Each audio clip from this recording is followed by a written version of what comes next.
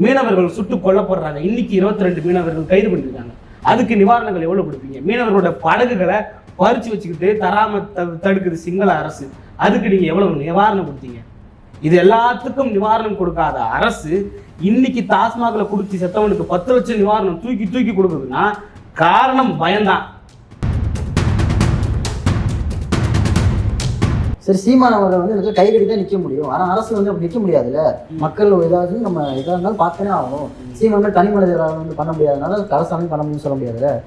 அவர் அரசாங்கம் நிவாரணம் கொடுத்து சரிதான். அப்போ 10 லட்சம் கொடுக்கறது எப்படிங்க சரியாகும்? சீமானோட கையில இருந்து காசு 10 லட்ச ரூபா வாங்கி கொடுக்கல. இன்னைக்கு கள்ளசாராயம் குடிச்சு செத்தவனோட எண்ணிக்கை 60. 50 ஆண்டு காலமாக டாஸ்மாக்ல குடிச்சு செத்தவனோட எண்ணிக்கை எவ்வளோ? கணக்கெடுக்க முடியுமா? உங்களால கணக்கெடுக்க முடியுமா? ஏன் கணக்கெடுக்க முடியல? 10 லட்ச ரூபா அரசு நிவாரணம் கொடுத்துருச்சு. இதுக்கப்புறம் குணமாகி வீட்டுக்கு போனவங்க மீண்டும் வச்சிருந்த கள்ளசாரத்தை குடிச்சு மீண்டும் வந்து இறந்துருக்காங்க அப்படிங்கிற மாதிரி சீமான் ஒரு புள்ளி விவரம் சொல்றாரு. இது சரியானதா? யாரை வச்சு பார்த்தாரு? சாட்டை வந்து சொன்னாரா? ஒரே நாடு ஒரே இந்தியான்னு பேசுற நீங்க ஒரே கட்சியால உங்களால ஆட்சி அமைக்க முடிஞ்சுதா? பாத்தீங்களா? உங்களுடைய நிலைமையை பார்த்தீங்களா? 2-3 கட்சியோட பலத்தோட தான் இன்னைக்கு உங்களால நிற்க முடியுது. அப்போ உங்களுடைய கொடுங்கோன்மையா ஒரு நாள் கீழே வரும். சொன்னார்ல, விஜயநகர பேரரசு அழிஞ்சிருக்கு, முகலாய பேரரசு அழிஞ்சிருக்கு, இதே போல ஒரு நாள் ஆரிய திராவிட பேரரசுகள் அழியும். பின்வரும் காணொளியில் வெளிப்படுத்தப்பட்ட கருத்துகள் மற்றும் தகவல்கள் அந்த காணொளியில் தோன்றும் தனிநபர் அல்லது நபர்களின் உடைமைகள், மேலும் அவை வளரி சேனலின் கருத்தை பிரதிபலிக்க வேண்டிய அவசியமில்லை. வழங்கப்பட்ட கருத்து தகவல் காரணங்களுக்காக மட்டுமே வழங்கப்படுகிறது. இந்த கருத்துகள் ஆலோசனையாக கருதப்படக்கூடாது. வணக்கம் வளரி நேயர்களே, தினம் ஒரு அரசியல் செய்தி பற்றி அலசி கொண்டிருக்கிறோம். இன்று நம்முடன் இணைந்திருக்கிறார் ராவணன் ராபின்சன் அவர்கள். வணக்கம். ராபின்சன், இந்த கள்ளக்குறிச்சி விவகாரம் பற்றி இதுவரைக்கும் வாய் திறக்காத சீமான் கள்ளக்குறிச்சி விவகாரத்தை பற்றி இன்னைக்கு காலையில நடந்த ஒரு செய்தியாளர் சந்திப்புல எனக்கு வந்து கள்ளக்குறிச்சியில் நடந்த சம்பவம் பற்றி அனுதாபமும் ஆறுதலும் கிடையாது, ஆத்திரம் தான் வருது. பொதுமக்கள் மேல ஆத்திரப்படுத்தி இவர் யார்? இதை பற்றி உங்க பார்வை? இல்ல, இது வரைக்கும் வாய் திறக்காத சீமான்லாம் இல்ல. ஏன்னா 2 முறை அறிக்கை கொடுத்திருக்காரு. ஒரு முறை திமுக அரசினுடைய நிர்வாக சீர்கேடு அப்படின்னும், 2வது முறை அதிகாரிகளை வந்து பணியிட நீக்கமும் பணியிட மாற்றமும் செஞ்சதுக்கு அதிகாரிகள் வந்து பலியாடா அப்படின்ற 2 அறிக்கை கொடுத்திருக்காரு. அதனால வந்து வாய் திறக்காத சீமான்லாம் இல்லை, அதை பத்தி பேச விரும்பல அவரு. புரியுதுங்களா? இதுல வந்து அனுதாபமும் ஆத்திரம் தான் அப்படின்னு சொல்றதுக்கான காரணம் என்னன்னா, அனுதாபப்படுறதுக்கு அவங்க என்ன பண்ணிட்டாங்க? ஏற்கனவே நம்ம விவாதிச்ச மாதிரி தான், அனுதாபப்படுறதுக்கு அவங்க நாட்டின் விடுதலைக்காக போராடலையே. அங்கங்க நாட்டுல மக்கள் என்னென்னலாம் சாதிச்சுட்டு இருக்காங்க. உலக நாடுகளை போய் பாருங்க. ஆனா இந்தியாவில் குறிப்பா தமிழ்நாட்டுல மட்டும்தான் வந்து கள்ளசாராயம் குடிச்சு செத்து போனது எந்த நூற்றாண்டுல இருக்கிறோம்? நம்ம 2024வது வருஷத்துல இருக்கிறோம். நம்ம நாகரிகப்பட்ட ஒரு மக்களாக வாழ்ந்து கொண்டிருக்கிறோம். ஆனா இப்ப என்ன நடக்குதுன்னு பாத்தீங்கன்னா, இந்த நேரத்திலையும் கள்ளக்குறிச்சியில கள்ளசாராயம் குடிச்சு 60 பேர் இறந்து போறாங்கன்னா எவ்வளவு கொடுமையான விஷயம். ஆத்திரம் தரப்படணும். அதான் சீமான் அவர்கள் சொல்லியிருக்காரு.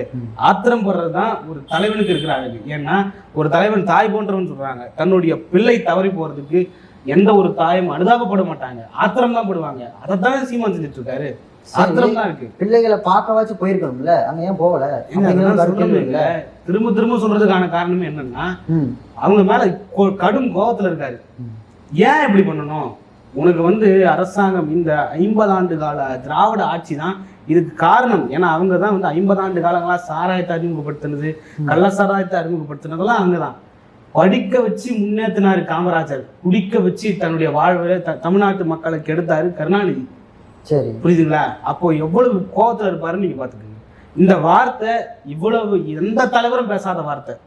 இது வரைக்கும் எல்லா தலைவர்களும் வந்து போய் மக்கள் மத்தியில நின்று அழுததை பார்த்துருப்பீங்க, போய் அவங்களுக்காக துன்பம் துயரத்தை துடைக்கிறத பார்த்துருப்பீங்க, அறிக்கைகள் கொடுக்கறத பார்த்துருப்பீங்க. ஆனா எந்த தலைவனாவது இந்த வார்த்தையை சொன்னாரா? மண்ணுக்கும் மக்களுக்குமாக நிற்கிற ஒரே தலைவன் அண்ணன் சீமான் மட்டும். சரி, இதுல வந்து அரசாங்கம் பொத்தாம குற்றம் சாட்ட முடியாதுல்ல. இது வந்து டாஸ்மாக்ல நடந்த தவறு இல்லைல்ல, இது குடிமக்கள் தானே நடந்த தவறு. அப்ப வந்து அவர்களை போய் பாக்குறது ஒரு நியாயமான விஷயம் தான் இருக்கணும். இதே நீங்க அரசு குற்றம் சாட்டக்கூடாதுல்ல. என்னைக்கு எப்பயுமே கொடுக்காத நிவாரண நிதி இப்ப கொடுத்துருக்கீங்க அப்படிங்கிறது அரசு குற்றம் சாட்டுறாருல, அதுக்கு என்ன சொல்றீங்க? ஆமாங்க, குவைத் தீ விபத்துல இறந்து போன தமிழர்களுக்கு நீங்க எவ்வளவு கொடுத்தீங்க? 5 லட்சம் கொடுத்தீங்க. சரி, மழை பெஞ்சு வெள்ளத்துல அழிஞ்சு போன பயிர்களுக்கு நீங்க எவ்வளவு கொடுத்தீங்க? நிவாரணம் கொடுக்கறதுக்கு நாங்க ஒரு ஆட்கள் அனுப்புவோம், நிவாரண குழு அனுப்புவோம். அவங்க வந்து எந்தெந்த பயிர் பாதிக்கப்பட்டிருக்கோ அந்த பயிருக்கு மட்டும்தான் தரப்படும்னு சொன்னீங்க. மழையில நனைஞ்சு பயிர்கள் எல்லாம் நெல்கள் எல்லாம் அழுவி வீணா போகுது, அதுக்கு நீங்க எவ்வளவு நிவாரணம் கொடுத்தீங்க? இதெல்லாமும் அரசுடைய கடமை தானே. எவ்வளவு நிவாரணம் கொடுத்தீங்க? மீனவர்கள் சுட்டு கொல்லப்படுறாங்க, இன்னைக்கு 22 மீனவர்கள் கைது பண்ணிருக்காங்க, அதுக்கு நிவாரணங்கள் எவ்வளவு கொடுப்பீங்க? மீனவர்களோட படகுகளை பறிச்சு வச்சுக்கிட்டு தராம தடுக்குது சிங்கள அரசு, அதுக்கு நீங்க எவ்வளவு நிவாரணம் கொடுத்தீங்க? இது எல்லாத்துக்கும் நிவாரணம் கொடுக்காத அரசு இன்னைக்கு டாஸ்மாக்ல குடிச்சு செத்தவனுக்கு 10 லட்சம் நிவாரணம் தூக்கி கொடுக்குதுன்னா காரணம் பயம்தான். அரசு மீது குற்றம் சுமத்துறாங்க, அரசு மீது பழி சொல்ல போறாங்க அப்படின்னு கண் துடைக்கும் விதமாக தான் இந்த 10 லட்சத்தை கொடுக்குறாங்க. அதான் சொல்றாரு, நீ எதுக்குமே கொடுக்காத நிவாரணம் இதுக்கு இப்போ மட்டும் எதுக்கு கொடுக்குற? படிக்கிறதுக்கு கொடுக்காத நிவாரணம். இப்போ ஒரு மாணவனால படிக்க முடியல, அவனுக்கு நீ என்ன பண்ணிட்ட? இது வந்து எதர்ச்சியா நடந்த மரணம். இப்ப வந்து அவங்க குடும்பத்துக்கான நிவாரணம் கொஞ்சம் கொடுக்கணும்ல. இப்ப வந்து அவங்க வீட்டுல ஆண் இறந்திருக்காங்க, பெண்ணு இறந்திருக்காங்க. 10 லட்சம் நிவாரணம் கரெக்ட் தானே? 10 லட்சம் நிவாரணம் உங்களுக்கு சரியானதுங்க. நீங்க வந்து அரசின் காசுல, அதாவது திமுக தானே ஆட்சி ஆகுது, திமுகவுடைய நிர்வாக சீர்கேடுதானே இது. இப்ப நீங்க வாகனத்துல வண்டியில போறீங்க, என்ன நடக்குது? ஹெல்மெட் போடலன்னா உங்களுடைய சொந்த பணத்துல நீங்க ஃபைன் கட்டணும். அரசா ஃபைன் கட்டுது இல்ல.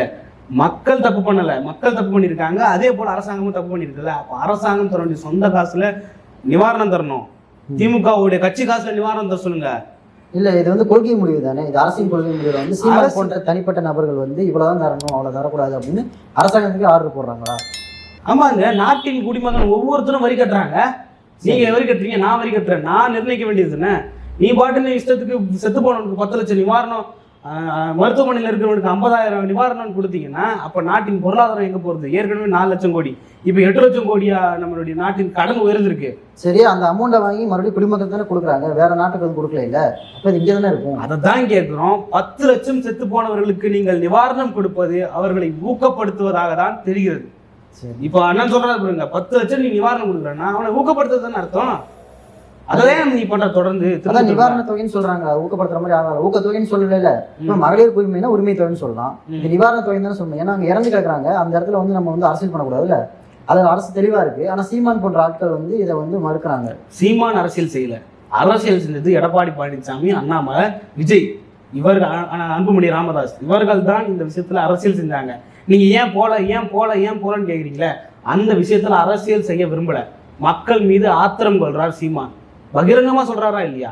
மக்கள் மீதும் ஆத்திரம் கொள்ளணும், அரசாங்கம் மீதும் ஆத்திரம் கொள்ளணும். இதுதான் ஒரு நல்ல தலைவனுக்கு அழகு. வெறும் அரசாங்கம் மீது மட்டுமே தப்பு சொல்பவர்கள் தான் அரசியல் செய்து கொண்டிருக்கிறார்கள். புரியுதா இல்லையா உங்களுக்கு? புரியுது. இப்ப நீங்க மக்கள் மேலேயும் குறை சொல்றீங்க, அரசாங்கமும் குறை சொல்றீங்க. இது ஒரு மேல போட்டு 2 பேர் மேலேயும் குறை சொல்லுங்க. அதான் சொல்றேனே, இதை பத்தி அதிகமா விவாதிக்க வேண்டிய அவசியம் கிடையாது. ஏன்னா எல்லாருமே இதை வச்சு அரசியல் செய்து கொண்டிருக்கிறார்கள். அரசியல் செய்யணும் என்ற நோக்கத்தில் செந்தமிழன் சீமான் இல்ல. புரியுதுங்களா? மக்களுக்காக போராடுறாரு, மக்கள் பக்கம் எப்பவுமே நிற்பாரு. ஆனா இது மக்கள் பக்கம் நிற்க வேண்டிய ஒரு செய்தி கிடையாது. குடித்தவர்கள் பக்கம், இறந்து போனவர்கள் பக்கம் நிற்க வேண்டிய அவசியமே இல்லை. ஏன்னா கள்ளசாராய மரணம் நிகழ்ந்திருக்கு, அங்க போய் திரும்பவும் கள்ளசாராயம் குடிச்சு செத்துருக்காங்க, ஆணும் பெண்ணுமா செத்துருக்காங்கன்றது ஒரு இனத்திற்கே அது ஒரு அவமானமா இருக்கு, ஒரு கலாச்சார சீர்கேடா இருக்கு. ஆணும் பெண்ணும் சேர்ந்து செத்துருக்காங்கன்ற செய்தி நாடு முழுக்க போயிருக்கு. நாடு முழுக்க தமிழனை எப்படி பார்ப்பாங்க? அது மக்கள் மேல பெரும் கோபத்துல இருக்காரு. இப்படிதானே ஒரு தலைவர் யோசிக்க முடியும்? சரி, இது வந்து நாடா இல்ல சுடுகாடா, எல்லாத்தையும் குடிக்க வச்சு தாலி இருக்கிற அப்படின்னு அரசு மேல குற்றம் சாட்டுறாரு. இது சரியான போக்கா? சரியான வார்த்தைகளை பயன்படுத்துறாரு சீமான். சரியா இருக்க பெண்களும் இவரோட தங்கச்சிங்க நம்ம மதிச்சிருக்கோம், தாலி இருக்கிறது மாதிரி வார்த்தைகளை பயன்படுத்தக்கூடாதுல்ல. மிகச்சரியான வார்த்தையை பயன்படுத்தியிருக்காரு. காரணம் என்னன்னா, இன்னைக்கு கள்ளசாராயம் குடிச்சு செத்தவனுடைய எண்ணிக்கை 60. 50 ஆண்டு காலமாக டாஸ்மாக்ல குடிச்சு செத்தவனுடைய எண்ணிக்கை எவ்வளவு? கணக்கெடுக்க முடியுமா உங்களால? கணக்கெடுக்க முடியுமா? ஏன் கணக்கெடுக்க முடியல? காரணம் என்னன்னா, லட்சக்கணக்கான மக்கள் டாஸ்மாக்ல குடிச்சு செத்து போறான், ஆக்சிடென்ட் ஆகி செத்து போறான், வயிறு எரிச்சல் ஏற்பட்டு செத்து போறான், அங்கங்க கீழே தவறி விழுந்து செத்து போறான். எத்தனை வன்புணர்வுகள், பாலியல் வன்புணர்வுகள் இந்த டாஸ்மாக்ல குடிச்ச சரக்கால ஏற்பட்டிருக்கும். அப்போ கேட்குற கேள்வி கரெக்டு தானே? என்ன கேட்குறாரு? தாலி இருக்கணுன்றது தப்பு கிடையாது. உண்மையாவே மக்கள் தாலி இருக்கிறாங்களா இல்லையா? இன்னைக்கு 60 பேரோட பெண்கள் தாலி அறுத்திருக்காங்களா இல்லையா? எவ்வளவு கோபம் ஏற்படுது இதெல்லாம் பாக்குறப்போ. இதெல்லாம் செஞ்சது யாரு? அவங்க மேலதானே கோபம் வரும். அப்போ இது நாடா இல்ல சுடுகாடான்னு கேட்கிறாரு. நீ என்ன படிக்க வைக்கிறதே இல்லை, படிக்க வைக்கிறதுக்கான இதுவே பண்றது இல்லை. இப்போ 45,000 கோடி 50,000 கோடியா உயர்த்துவேன்னு தான் சொன்னான். அதே அரசாங்கம் கல்வி நிலையங்களுக்கு பிச்சை எடுக்கிறாங்களா இல்லையா? அன்பில் மகேஷ் வந்து நீங்கள் படித்த பள்ளிக்கூடங்களுக்கு நீங்கள் இன்று முன்னேறி இருக்கலாம், நீங்கள் வந்து அந்த பள்ளிக்கூடத்தை சீரமைப்புப்படுத்துங்கள், அந்த பள்ளிக்கூடத்திற்கு போர்டு வாங்கி கொடுங்க, ஓடு வாங்கி கொடுங்க, பாத்ரூம் கட்டி கொடுங்க, கேட்குறியா இல்லையா? ஏன் அரசால் இதை பண்ண முடியல? டாஸ்மாக மட்டும் நல்லா பார் வச்சு 1க்கு 4 டாஸ்மாக உயர்த்த முடியுது, பள்ளிக்கூடத்தை உயர்த்த முடியலையா? சரி, சீமான் அவர்கள் வந்து எனக்கு கை கட்டி தான் நிற்க முடியும். ஆனால் அரசு வந்து அப்படி நிற்க முடியாதுல்ல. மக்கள் ஏதாவது நம்ம எதாக இருந்தாலும் பார்த்துனே ஆகணும். சீமான் தனி மனிதராக வந்து பண்ண முடியாதனால அரசாங்கம் பண்ண முடியும்னு சொல்ல முடியாதுல்ல. அவர் அரசாங்க நிவாரணம் கொடுத்து சரிதானே? அப்போ 10 லட்சம் கொடுக்கறது எப்படிங்க சரியாகும்? சீமானோட கையில இருந்து காசு 10 லட்ச ரூபா வாங்கி கொடுக்கல இல்ல. சீமானோட கையில இருந்து கொடுக்கலங்க. நாங்க என்ன சொல்றோம்னா, ஸ்டாலினுடைய கஜானால இருக்கிற ஸ்டாலினுடைய குடும்ப படத்துல கொடுங்க. நீ உங்க அப்பாவுக்கு பேனா வைக்கணும்னாலும் அரசாங்க பணத்துல வைப்ப. கிளாம்பக்கத்துல உங்க அப்பாவுக்கு கலைஞர் பேருந்து நிலையம் வைக்கணும்னாலும் அரசாங்க பணத்துல இருந்து கொடுப்ப. ஏன் உன் பணத்துல உன் சொந்த இடத்துல வச்சுட்டு போ. அதனங்க கேட்கிறாரு. நீ பண்ண தப்பு. ஸ்டாலின் ஆட்சியினுடைய நிர்வாக சீர்கேடு தான் இந்த 56 பேர் செத்தது, 60 பேர் செத்ததுக்கான காரணம். உன்னுடைய சொந்த பணத்தை கொடுங்க, அரசு கப்பம் கட்டுங்க. எந்த ஆட்சி ஆளுறீங்களோ, எந்த கட்சி ஆட்சி ஆளுதோ அந்த கட்சி கப்பம் கட்டுங்க, ஃபைன் கட்டுங்க. அரசின் மூலயமாக நீங்க மக்களுக்கு கொடுங்க. இப்போ பிஜேபியில இருந்து அண்ணாமலை வந்து நான் இவ்வளவு தொகை தரேன்னு சொல்லியிருக்காருல்ல, நம்ம எடப்பாடி பழனிசாமி தரேன்னு சொல்லியிருக்காருல்ல, விஜயும் எங்கேயும் உங்களுடைய ரசிகர்கள்லாம் நீங்க வந்து உதவுங்கன்னு சொல்லியிருக்காருல்ல. திமுகவுடைய கட்சி பணம் இருக்குல்ல, பண்ணலைன்னு தான் நாங்களும் கேட்கிறோம். ஏன் பண்ணணும்? நீங்க பண்ணலைனாலும் அரசை குறை சொல்லக்கூடாதுல்ல. ஏங்க, மக்களும் தப்பு பண்ணியிருக்காங்க. மீண்டும் சொல்றோம், மக்கள் தப்பு பண்ண மக்கள் பக்கம் நிக்கிறது நியாயம் கிடையாது. மக்கள் பக்கம் கோவப்படுறோம், அதானே பண்ணிட்டு இருக்கோம். 10 லட்ச ரூபா அரசு நிவாரணம் கொடுத்துருச்சு. இதுக்கப்புறம் குணமாகி வீட்டுக்கு போனவங்க மீண்டும் வச்சிருந்த கலாச்சாரத்தை குடிச்சு மீண்டும் வந்து இறந்திருக்காங்க அப்படிங்கிற மாதிரி சீமான் ஒரு புள்ளி விவரம் சொல்றாரு. இது சரியானதா? யாரை வச்சு பார்த்தாரு? சாட்டை வந்து சொன்னாரா? அங்க இருக்கிற மக்கள், அங்க இருக்கிற பொறுப்பாளர்கள் யாராவது சொல்லியிருப்பாங்க. ஏன் அப்படி சொல்றாருன்னு பார்த்தீங்கன்னா, கள்ளச்சாராயம் குடிச்சு அனுமதிக்கப்பட்டிருக்காங்க. அதுல ஒரு சிலர் குணமாகி வீட்டுக்கு வந்திருக்காங்க. வீட்டுக்கு வந்தவங்கள செய்தி அப்பதான் வருது. 2 நாள் கழிச்சு தான் நிவாரண தொகையா 10 லட்சம் கொடுக்க போறோன்ற செய்தி வருது. அந்த 10 லட்சம் கொடுக்க போறோன்னு தெரிஞ்சதும் எப்படியும் கள்ளச்சாராயம் குடிச்சவன் இன்னும் ஒரு 3 மாசம், அதிகபட்சம் 3 மாசம், குறைஞ்சபட்சம் 1 மாசம் 2 மாசத்துல இறந்து போயிடுவான். ஏன்னா அவனுக்கு பாதி பேருக்கு கண்ணு போயிடுச்சு, பாதி பேருக்கு வயிறு செத்து போச்சு. அது அவனுக்கு தெரியும். இன்னும் நம்மளுடைய உடல்நிலை 2 மாசம் 3 மாசம் தான் உயிரோட இருப்பான். அதுக்கு கள்ளச்சாராயம், மீதி இருக்கிற கள்ளச்சாராயம் குடிச்சு செத்து போனா ஒரு 10 லட்சம் இன்சூரன்ஸ் போனமாவது ஸ்டாலின் போட்டு விடுவாரு. அந்த அளவுக்கு தமிழ்நாட்டு மக்கள் வந்து கேவலம் நினைக்கிறார். சரி, அதான் நடந்திருக்கு. கள்ளக்குறிச்சியில அந்த சம்பவங்கள்லாம் நடந்திருக்கு. அதை தான் குறிப்பிட்டு சொல்றாரு. இது எல்லாத்தையுமே இதுக்கான ஆதாரம் இருக்கா? பொத்தாமதும் வந்து இப்படி சொல்லிடக்கூடாது. ஏன்னா அவங்க உயிருக்கு போராடி தான் இப்போ வந்து ஹாஸ்பிட்டல் இருந்து வீட்டுக்கு போயிருக்காங்க. அங்க போயிட்டு இருக்கிற 10 லட்சத்துக்கு ஆசைப்படுறா அப்படிங்கிறது மிகப்பெரிய குற்றச்சாட்டா இல்லையா? மக்கள் வந்து அவ்வளவு கேவலமா நினைக்கிறாங்களா? இதுக்கெல்லாம் ஆதாரம்லாம் கொடுக்க முடியாது. அங்க இருக்கிற மக்கள் சொன்னதை தான் அண்ணன் சீமான் அவர்கள் சொல்றாரு. ஏன் அப்படி சொல்றாருன்னா, நீங்க பார்க்கணும், 30 பேர் 10 பேர் 20 பேர் இருந்தது, ஒரே லம்பா 60 பேர் போனதை நீங்க பார்த்துருப்பீங்க. எப்படி 60 பேர் போனாங்க அப்படின்றத நம்ம பார்க்கணும்ல. மொத்தமாக குடிச்சது 100 பேர் தான் குடிச்சோன்னாங்க, அதுக்கப்புறம் 200 பேர் குடிச்சோன்றாங்க. முதல்ல 10 பேர் தான் செத்து போகணும்னு சொல்றாங்க, அதுக்கப்புறம் 40 பேருன்றாங்க. இன்னைக்கு 62 உயர்ந்திருக்கா இல்லையா?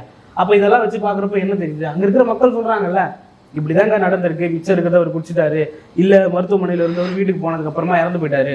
எப்படி இறந்தாரு கேள்வி வருது இல்ல? அப்போ அந்த 10 லட்சத்துக்கு ஆசைப்பட்டு மக்கள் வந்து தெரிஞ்சு போச்சு 3 மாசம் தான் உயிருக்கு போறோம்னு. அப்போ இறந்தே போயிடலாமே அப்படின்னு எல்லாரும் செக் பண்ணி தான் வச்சிருப்பாங்க. இப்போ அந்த பாதிக்கப்பட்டவங்க அவங்க வீட்டுல எல்லாமே அலசிருப்பாங்க. அப்ப இருக்க கலாச்சாரத்தை எடுத்திருப்பாங்க. இப்ப நீங்க எதை வச்சு சொல்லலாம் அவங்க வந்து வீட்டுல வச்சிருப்பாங்க, எடுத்து குடிச்சிருப்பாங்க அப்படின்னு தவறான குற்றச்சாட்டா இல்லையா? தவறான குற்றச்சாட்டுலாம் இல்லை, அங்க இருக்கிற மக்கள் சொன்னதுதான் சொல்றோம். ஆராய்ச்சி பண்ணியிருப்பாங்களா, அங்க வந்து கள்ளச்சாராயத்தை அதிகாரிகள் போய் சோதனை பண்ணியிருப்பாங்களா? அப்படிலாம் இல்லை. கள்ளச்சாராயம் எப்பவுமே வீட்டில் இருந்திருக்காது, அது எங்கேயோ இருந்திருக்கும், அங்கே குடிச்சு வச்சிருப்பாங்க. அதெல்லாம் எங்கெங்க வைக்கணுமோ அவங்க வைப்பாங்க. அதையெல்லாம் போட்டு நம்ம இவ்வளோ நோண்ட வேண்டிய அவசியம் இல்லை. அண்ணன் வந்து கேள்விப்பட்ட செய்தியை பகிர்ந்துருக்காரு. இப்படியெல்லாம் நடக்குது, காரணம் அந்த 10 லட்சம் தான். 10 லட்சத்தை எதுக்குங்க நீங்க ஊக்கத்தொகையா கொடுக்குறீங்க அப்படின்றதுதான் காரணம். இன்னொரு குற்றச்சாட்டு என்ன சொல்றாருன்னா, இப்போ குணமாயிட்டு இருக்கவங்களுக்கு 50,000 ரூபாய் அறிவிச்சிருக்கு நிவாரணமா. இப்போ வந்து கள்ளச்சாராயம் குடிச்சது மட்டும் இல்லாம டாஸ்மாக்ல போய் வாங்கி குடிச்சு வயிற்று வலின்னு வந்து ஹாஸ்பிட்டல் படுத்துக்கிட்டு அந்த 50,000 கிளைம் பண்ணிக்கிறாங்க அப்படிங்கிற குற்றச்சாட்டு வச்சிருக்காரு. இதுவும் ஆதாரமாக தானே வச்சிருக்காரு.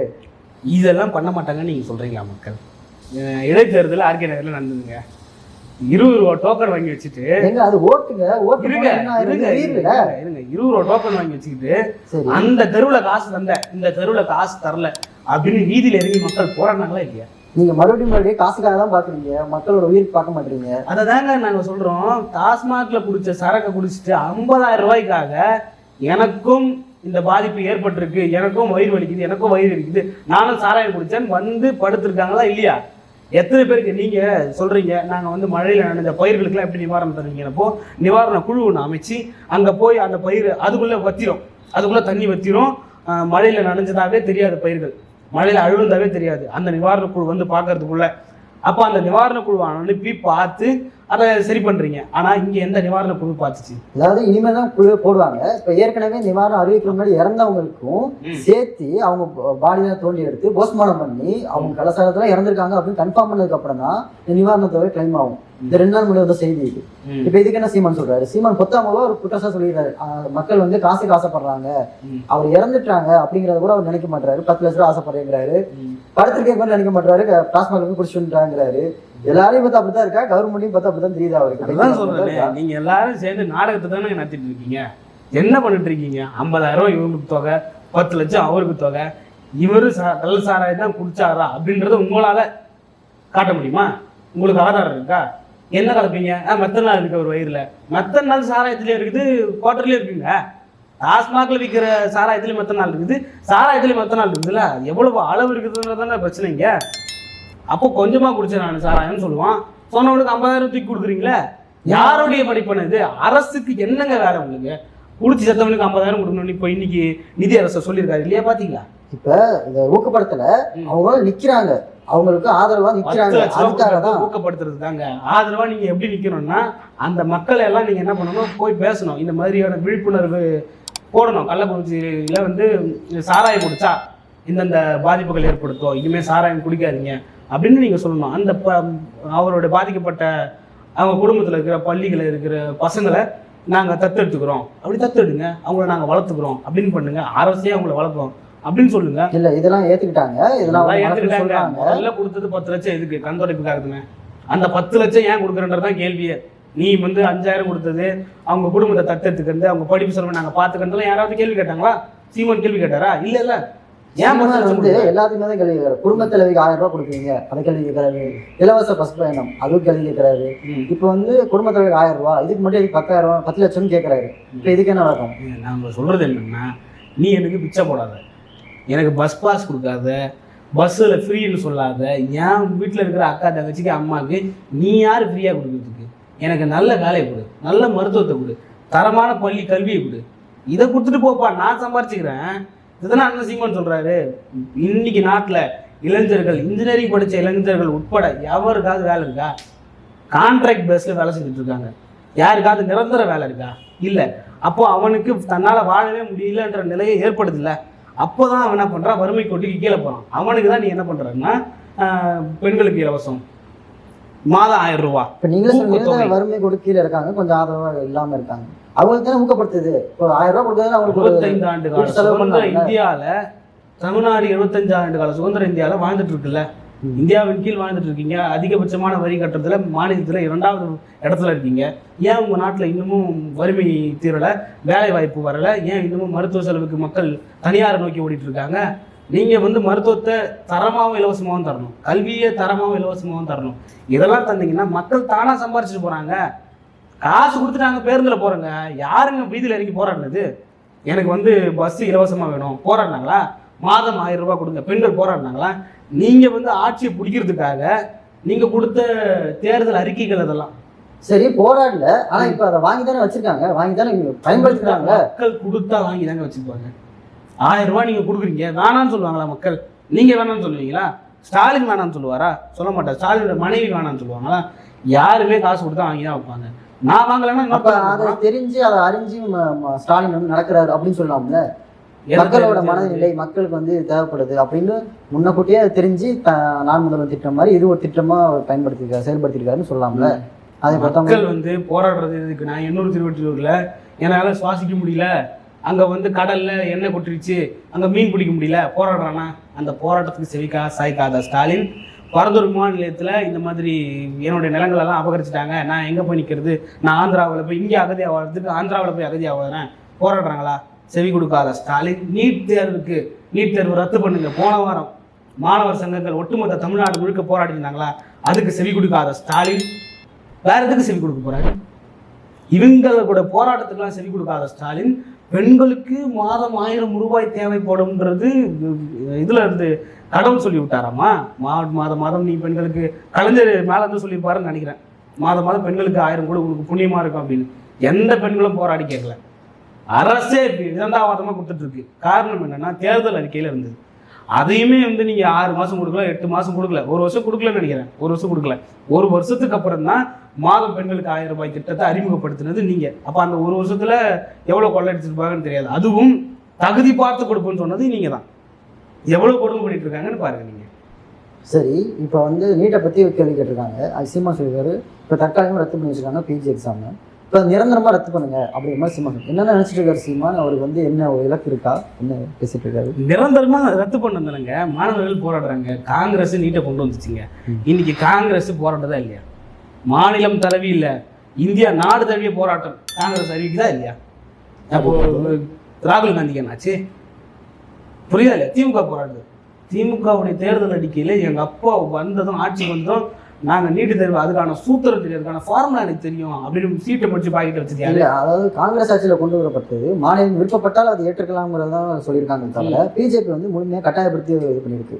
ஸோ இப்போ அதுதான் எதுக்குறாங்க. அன்னைக்கு காங்கிரஸ் பெரும்பான்மை இல்லைங்க. இந்த ஆட்சி இந்த சட்டத்தை கொண்டு வரப்போ பிஜேபி பெரும்பான்மை இருந்தது. அதனால இன்னைக்கு எடுத்துன்னு வந்துட்டாங்க. ஏன் அன்னைக்கே நீங்க ஏன் எடுத்துட்டு வந்தீங்க அப்படின்றதான் கேள்வி. அப்போ இன்னைக்கு வேணான்னு சொல்லிட்டு ராகுல் காந்தி சொல்றாரு. அதே போல மக்கள் எல்லாம் போராடிட்டு இருக்காங்க. நீட் தேர்வை எடுத்து நாங்கள் கையெழுத்து வாங்கணும், கோடி கையெழுத்து வாங்குறோம்னு சொல்லிட்டு வாங்கி எடுத்து போய் நீங்கள் என்ன பண்ணீங்க? திமுக இளைஞரணி மாநாட்டில் ஷோகேஸில் வச்சிங்க. அந்த சீட்டு மாநாடு முடிஞ்சதுக்கப்புறம் கீழே இருந்தது. மாணவர்கள் போட்ட கையெழுத்து கீழே இருந்தது. பார்த்தீங்களா இல்லையா அந்த குப்பையாக கடந்ததெல்லாம்? அப்போ மக்களை ஏமாத்துறது நீங்கள். ஆனால் சீமான் சொல்லிட்டு இருக்காரு, சீமானுடைய தம்பிகளும் சொல்லிட்டு இருக்கோம், ஒரு மாநில அரசால வந்து நீட் தேர்வை ரத்து பண்ண முடியாது. அதுக்கான அதிகாரம் கிடையாது. ஆளுநர் ஒப்புதல் போட்டாலே ஒழிய நம்ம கேன்சல் பண்ணுறதுக்கு ஒப்புதல் கிடையாது. அப்போ என்ன பண்ணணும்னா ஜல்லிக்கட்டு மாதிரி போன்ற போராட்டங்கள் அதுவுமே கிடையாதுன்னு சொல்லியிருந்தாங்க. ஜல்லிக்கட்டு கட்டாயமாக வராது, அதுக்கான வாய்ப்பே கிடையாதுன்னு சொன்னாங்க. ஆனால் மக்களுடைய போராட்டம் மூலியமாக அது வரப்பட்டது. அது எப்படின்னா மெரினால நீங்கள் போராட்டத்தை அறிவிங்க, நாங்கள் எல்லாம் வந்து பங்கு பெற்றுக்கிறோம். ஏன் உதயநிதி ஸ்டாலின் நீட்டுக்காக போராடுற சேக்குவேரா வச்சு சேப்பாக்கத்தின் சேக்குவேரா புரட்சியாளர் உதயநிதி தானே நீட்டுக்காக நான் எவ்வளோ போராடுறேன்னு சொன்னார்ல. அவரோட தலைமையிலே மெரினா கடற்கரையில் போராட்டத்தை அறிவிக்க சொல்லுங்க. ஒட்டுமொத்த மாணவர்களும் எதிர்த்து போராடுறோம். போராட்டங்களின் வாயிலாக தான் நீட் தேர்வு ஒழிக்கப்படும். இதை நாம் தமிழ் கட்சி சொல்லுது. இப்போ இவிஎம்மும் ஃப்ராடுங்கிறாரு, நீட் நடக்கிற எக்ஸாமும் ஃப்ராடுங்கிறாரு. ஏதாச்சும் சொல்கிறாரு சீமா? இவிஎம் ஃப்ராடா இல்லையா? நீங்கள் இவிஎம் பற்றி என்ன நினைக்கிறீங்க? எலன் மாஸ்க் என்ன சொல்கிறாரு? இவிஎம் ஃபேக், இவிஎம் டேம்பர் பண்ணலாம் சொல்கிறாரா இல்லையா? அப்போ எலன் மாஸ்க் சொல்கிறாரு, ராகுல் காந்தி இவிஎம் ஒரு கருப்பு பெட்டி சொல்கிறாரா இல்லையா? கருப்பு பெட்டின்னு சொல்கிறாரு. அப்போ எல்லாருமே தான் இவிஎம் எடுத்துட்டு இருக்கீங்க. இவிஎம் ஒரு ஃப்ராடு தானுங்க. இவிஎம் வச்சு தேர்தல் இந்த முறை வேணால் நீங்கள் சொல்லியிருக்கலாம் இவிஎம் தேர்தல் நல்லா நடந்துச்சு அப்படின்னு. ஆனாலும் ஒரு சில இடங்களில் குளறுபடி நடந்திருக்கா இல்லையா? ஆதாரத்தோடு நடந்திருக்கா இல்லையா? இப்போ இவிஎம் ஃப்ராட் தான். EVM is stamped. அது டேம் ப்ரூஃப் இல்லை அப்படின்னு சொல்கிறாங்க. டேம் ப்ரூஃப்னு சொல்கிறாங்க. டேம் ப்ரூஃப் இல்லை தான் நம்ம சொல்கிறோம். யார் வேணாலும் இவிஎம் எப்போ வேணாலும் மாற்றலாம். ஏன் சீட்டில் ஓட்டு போகிறதுக்கு உங்களுக்கு என்ன பிரச்சனை? பெரிய பெரிய நாடுகள்லாம் சீட்டில் தானே ஓட்டு போடுது. வெறும் 2-3 சொற்ப நாடுகள் மட்டும் தான் இவிஎம்ல போடுது. அதை மாற்றுங்க, ஃப்ராட் தானே அது. அதை தான் சொல்கிறாரு. ஒரு நீட்டு தேர்வை உங்களால் நடத்த முடியல, ஒரு தேர்தலை உங்களால் ஒழுங்காக நடத்த முடியல. நீங்கள் வந்து ஒரே நாடு ஒரே இந்தியா இதெல்லாம் பேசிக்கிட்டு இருக்கீங்க. ஒரே நாடு ஒரே இந்தியான்னு பேசுகிற நீங்கள் ஒரே கட்சியால் உங்களால் ஆட்சி அமைக்க முடிஞ்சுதா? பார்த்தீங்களா? உங்களுடைய நிலைமையை பார்த்தீங்களா? 2-3 கட்சியோட பலத்தோடு தான் இன்னைக்கு உங்களால் நிற்க முடியுது. அப்போ உங்களுடைய கொடுங்கோன்மையாக ஒரு நாள் கீழே வரும். சொன்னார்ல, விஜயநகர பேரரசு அழிஞ்சிருக்கு, முகலாய பேரரசு அழிஞ்சிருக்கு, இதே போல் ஒரு நாள் ஆரிய திராவிட பேரரசுகள் அழியும். இதெல்லாம் நான் சீமான் அடிக்கடி சொல்லிக்கிட்டு இருக்காரு. மதன் கௌரி அவர்கள் இந்த மாதிரி நீட் எக்ஸாம் பிஜி எக்ஸாம் நடந்திருக்கு, அதில் குளறுபடி நடந்திருக்கு, முறைகேடு நடந்திருக்கு அப்படின்னு சால்வன் குரூப்னு ஒரு குரூப்பை கைது பண்ணியிருக்காங்க. இப்போ இதை பற்றி உங்களுக்கு பேசுகிறீங்க? இல்லை, அது வந்து இந்த சால்வன் குரூப்னு ஒரு மாஃபியா குழு இருக்கலாம். அது யார் வேணாலும் என்ன வேணாலும் பண்ணலாம், அப்படிலாம் நம்ம பார்க்கலாம், ஓகே தான். ஆனால் மதன் கௌரி போன்ற ஆட்களெல்லாம் நீங்கள் பார்த்தீங்கன்னா அரசின் சேவர்களாக வேலை செய்கிறாங்க. மதன் கௌரி, சவுக்கு சங்கர், இவங்க எல்லாருமே வந்து அரசோ இல்லை அரசனுடைய அதிகாரமோ ஏதோ ஒரு கதையை சொல்லும். அந்த கதையை எடுத்துகிட்டு வந்து மக்கள் மத்தியில் திணிக்கிறதுக்கான வேலையை பார்ப்பாங்க. இதை நீங்கள் அவர் எப்படி சொல்கிறாரு பார்த்தீங்கன்னா, ஒரு சால்வெண்ட்ன்ற ஒரு மாஃபியா குழு இருக்கான். அந்த மாஃபியா குழு பீகாரில் இருக்கா. அந்த மாஃபியா குழு வந்து எல்லா எக்ஸாமுக்குமான சால்வ்டு கொஸ்டின் பேப்பர்ஸாக தராங்களாம். சரி, இவர் சொல்கிறாரு, இவர் சொல்லிட்டு பீகாருடைய காவல்துறையில அதை கண்டுபிடிச்சாங்க அப்படின்னு சொல்றாரு. எப்படி வந்து ஒரு மாஃபியா குழு இவ்வளவு நாள் எங்க நீங்க போயிருக்கீங்க? இவ்வளவு நாள் எங்க கண்டுபிடிச்சிங்க? அதை இவ்வளவு நாள் அந்த மாஃபியா குழுவை கண்டுபிடிக்காத பீகார் போலீஸு, ஒட்டுமொத்த இந்தியாவுடைய போலீஸ் காவல்துறைகள் அப்ப இப்ப மட்டும் எப்படி கண்டுபிடிச்சாங்க? இதெல்லாம் பார்க்குறப்ப என்ன தோணுதுன்னா, இது ஒரு கதை. இந்த கதையை மக்கள் மத்தியில் திணிக்க பார்க்குறாரு மதன் கௌரி. புரியுதுங்களா உங்களுக்கு? இதே தான் சவுக்கு சங்கர் கள்ளக்குறிச்சி விஷயத்தில் பண்ணார். ஸ்ரீமதி இறந்து போனாங்க. அதுக்கு காரணம் வந்து ஸ்ரீமதி யாரையோ ஒருத்தரை காதலிச்சாங்க, அந்த காதல் தோல்வியின் காரணமாக மாடியிலேருந்து குச்சி இறந்து போனாங்க. இது வந்து ஒரு காவல்துறையோட கட்டுக்கதை. இந்த கட்டுக்கதையை யூடியூபா போய் சவுக்கு சங்கர் சொன்னாரா இல்லையா? சொன்னாரு. இது மக்களுக்கு எவ்வளோ அநீதியா தெரிஞ்சுது. அதே தான் சொல்றோம். இந்த நீட் முறைகேடுல அரசுக்கு சம்பந்தம் இருக்கா இல்லையா? அரசினுடைய அமைச்சர்களுக்கு சம்பந்தம் இருக்கா இல்லையா? எல்லாம் விசாரணை பண்றவங்க மாதிரிதான். ஆமா, கட்டாயம் அரசுக்கும் அரசின் நிர்வாகத்தை சார்ந்தவர்களுக்கும் சம்பந்தம் இருக்கும். இந்த நீட் தேர்வை எதிர்க்கிறதுக்கான காரணமே அதுதான். ஒரு கொஸ்டின் பேப்பருக்கு தலா 40,000 to 50 லட்சம் சொல்றீங்க. இதை ஏன் வந்து மாஃபியா குழு பண்ணணும்? மாஃபியா குழுக்கு இதுல என்ன லாபம்? அவர் சொல்றாரு, அவர் வந்து மருத்துவரா இருந்தாரு, அவர் மருத்துவத்துல சம்பாதிக்கிறத விட இந்த மாஃபியா குழுல வந்து சம்பாதிச்சா அதிகமாக சம்பாதிச்சிடலான்னு வந்தாராம். இது எப்படிப்பட்ட ஒரு கட்டுக்கதையா இருக்குன்னு நீங்க பாருங்க. மருத்துவரா இருந்தாராம் அந்த மாஃபியா குழுவோட தலைவர், சால்வெண்ட் பேப்பருடைய தலைவர். அதுக்கப்புறம் இப்போ வந்து அந்த மருத்துவரை ரிசைன் பண்ணிட்டு இந்த வெறும் சால்வெண்ட் பேப்பர், இது எவ்வளவு பெரிய பாதிப்பை ஏற்படுத்தும் அவரோட குடும்பத்துலன்னு அவருக்கு தெரியாதா? இவங்களே ஒரு தப்பு பண்ணிட்டு இவங்களே ஒரு குழுவை போட்டு இது வந்து ஒரு மாஃபியா குழு, இது வந்து ஒரு இது மக்களை ஏமாத்துறதுக்கான வேலையை பார்க்கறது இந்த அரசு. அதுக்கு முட்டு கொடுக்குற வேலையை ஏன் பார்க்குறாரு இந்த மதன் கௌரி? உன்னை எவ்வளோ பேர் பார்க்குறாங்க? லட்சக்கணக்கில் உன்னை பார்க்குறாங்க. நீ எவ்வளோ பெரிய இன்ஃப்ளூயன்ஸாக இருக்குது. ஏன் இந்த மாதிரி பொய் கட்டுக்கதையை சொல்லிட்டு சுற்றுறாரு மதன் கௌரி? இதெல்லாம் மதன் கௌரி தவிர்த்துக்கணும். இதெல்லாம் மட்டும் கிடையாது. கள்ளக்குறிச்சி விஷயத்துல 50 ரூபாய்க்கு சாராயம் கொடுத்தா மக்கள் வந்து வாங்கிப்பாங்க. 120 ரூபாய்க்கு சாராயம், 50 ரூபாய்க்கு சாராயம் இருந்தால் 10 வயசு 20 வயசு வயலாம் குடிக்க ஆரம்பிச்சிட மாட்டாங்க. என்ன உங்களுடைய மனநிலை என்ன இப்படி இருக்கு? இதெல்லாம் மாற்றிக்கணும். மதன் கௌரி போன்ற ஆட்கள் எல்லாம் மக்களுக்காக நல்ல விஷயங்களை செய்யணும், நல்ல செய்திகளை சொல்லணும்னு நம்ம நினைக்கிறோம். அதெல்லாம் மாற்றிக்கணும். நன்றி ராகுல் சார். நன்றி. நாங்கள் நேரத்தை கொடுத்தது. நன்றி நேயர்களே. மீண்டும் ஒரு அரசியல் சந்திப்போம். வணக்கம்.